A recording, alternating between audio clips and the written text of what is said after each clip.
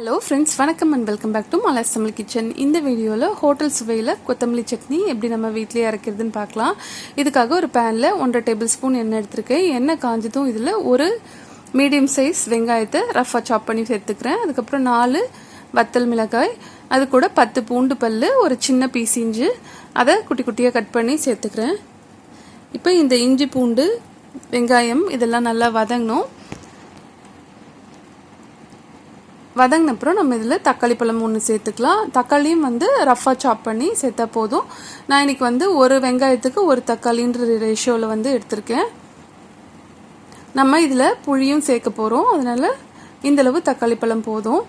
Next இப்போ இந்த சட்னிக்கு எவ்வளோ உப்பு தேவையோ அதை சேர்த்துக்கலாம். கல் உப்பு தான் நான் சேர்க்குறேன், 1/2 டீஸ்பூன் அளவு சேர்க்குறேன். அடுத்து புளி, இது ஒரு சின்ன நெல்லிக்காய் சைஸ் அளவு புளி சேர்க்குறேன்.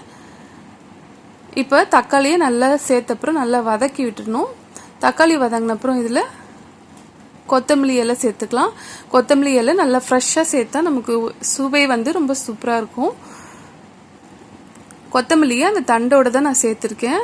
நமக்கு நிறைய சட்னியும் கிடைக்கும், நல்ல வாசமாகவும் இருக்கும் சட்னி. இந்த தண்டை தூக்கி போட வேண்டிய அவசியமே இல்லை. ரசத்துக்கெலாம் நம்ம இந்த தண்டை போட்டோம்னா நல்ல வாசனையாக இருக்கும் இந்த ரசம்.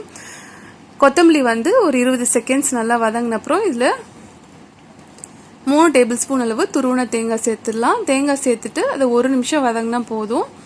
நம்ம ஆஃப் பண்ணிவிட்டு நல்லா இதை ஆற வச்சுட்டு அரைச்சி எடுத்துக்கலாம். கொஞ்சம் கொரகொரப்பாக தான் அரைக்க முடியும், ஏன்னா நம்ம தண்டு பகுதியெல்லாம் சேர்த்துருக்கிறதுனால கொஞ்சம் கொஞ்சமாக தண்ணி விட்டு நல்லா அரைச்சி எடுத்துக்கலாம். நெக்ஸ்ட்டு தாளிப்புக்கு ஒரு தாளிப்பு கரண்டி வச்சு அதில் 1/2 டேபிள் ஸ்பூன் எண்ணெய் எடுத்திருக்கேன். இதில் 1/4 டீஸ்பூன் கடுகு, 1/4 டீஸ்பூன் உளுந்து, அதுக்கப்புறம் ஒரே ஒரு கொத்தளவு கருவேப்பிலை இதெல்லாம் சேர்த்துட்டு தாளிச்சிட்டு நம்ம இந்த அரைச்சிட்டு வந்த கொத்தமல்லி சட்னி மேலே போட்டுக்கலாம். சுவையான கொத்தமல்லி சட்னி சூப்பராக தயாராகிருச்சு. இந்த ரெசிபி நீங்களும் உங்கள் வீட்டில் செஞ்சு பாருங்கள். செஞ்சு பார்த்துட்டு உங்கள் கருத்துக்களை கமெண்ட் செக்ஷனில் சொல்லுங்கள். வீடியோ பிடிச்சிருந்தா மறக்காமல் மலாஸ் தமிழ் கிச்சன் சேனலுக்கு சப்ஸ்கிரைப் பண்ணிக்கோங்க. தேங்க்யூ.